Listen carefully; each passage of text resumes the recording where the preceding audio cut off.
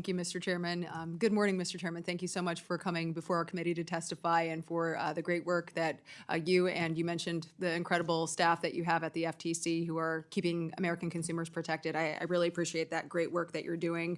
Obviously, holding the bad actors accountable and ensuring that we have a system that doesn't burden our small businesses with excessive regulations remains a priority. I'm really excited to hear that we share that priority. One area that I think is a raging example of that is the pharmacy benefit managers, and I know there's already been discussion about that report this morning, but I think people are getting fed up of seeing people profit off of sick Americans and pushing many of these independent pharmacies in small rural communities like many in my district out of business. And just this week, we actually had a fellow Iowan and president of the American Pharmacists Association, Dr. Randy McDonough. He testified in front of Senate Judiciary Committee this week that in Iowa alone, 200 pharmacies have closed since 2014. A record 31 pharmacies closed in 2024. I mean, those numbers are staggering to me when we think about access to healthcare, access to those life-saving drugs. Really, really important that we find a solution here.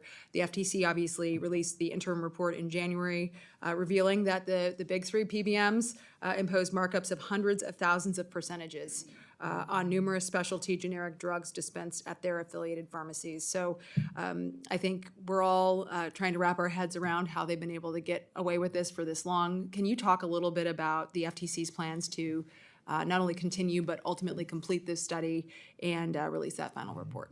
Absolutely. The Commission has gotten huge quantities of data from the PBMs and the GPOs, and we are going through it. I think it's very, in my view, as I said in my concurrence to the first interim report, it was a bit rushed. The work was not the FTC's best. Substantial improvement in the second interim report. My view is that whatever we next produce needs to be a very, very thorough accounting of all the data we have and of all the issues it presents, so that legislators here in Congress and in the states and policymakers throughout the federal government and the state governments have our full understanding of what is going on in these incredibly complicated markets. So we are devoting a ton of resources to getting this done. I want it done as quickly as possible, but I do not want speed to be the enemy of thoroughness. So we're trying to sort of thread the needle to make it as thorough, comprehensive as possible, which includes interacting with PBMs to hear their side of the story, while also making sure that we have a full understanding of what's actually going on in these markets and that you all have it as soon as possible. We have other PBM matters ongoing. This is all public, but we took Caremark to court in the District of Columbia just a couple months ago because they were refusing to comply with some of our orders in a law enforcement investigation, and we won. They were ordered to comply. That was a significant win, not just for our PBM investigation, but for our sort of investigative authority across the board. And we have an ongoing administrative adjudication involving PBMs and insulin. It's difficult for me to talk about that one because I sit as a judge in the course of that proceeding.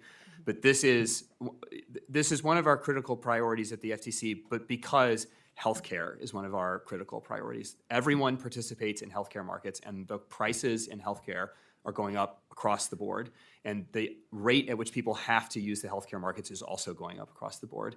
And I don't think competition is a panacea to the healthcare cost crisis in this country, but at least the FTC can make sure that everyone is competing within the bounds of the laws that Congress has passed, and that is what we are focused on. Yeah, this is about a level playing field and protecting consumers at the same time. And I think that I think all of us policymakers are trying to get to a point where we figure out how did we get here in the first place, right? So I don't know if you have any insight in that when you think about the FTC's job to protect consumers, and here we are, decades into this experiment with PBMs, and we've kind of open Pandora's box, I think. And to your point about, trying to be thorough here, time is of the essence because we are seeing states take action. My own home state of Iowa just passed, they just ended their legislative session, I think at like 6:30 this morning, but they just passed Senate File 383. It's one of the most comprehensive state-level PBM reforms in the country. And so, do you have any insight on just overall observations on how we got here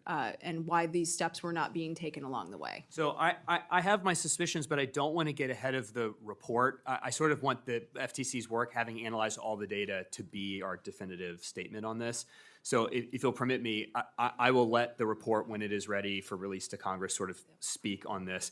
I also think it's important. I think state and federal legislative action to address problems that may be posed by PBMs are good. It is always better for the people's representatives to confront the people's problems rather than sort of deferring to the bureaucrats. I think the report will be very helpful as Congress and the state legislatures are trying to figure out what to do. But I think we should all welcome legislative action on this because you all understand the needs of your constituents better than anybody else, including their relationships with the PBMs. Yes, and the need for lower cost prescription drugs, for sure. Thank you so much, Mr. Chairman, for coming. Appreciate it. I yield back.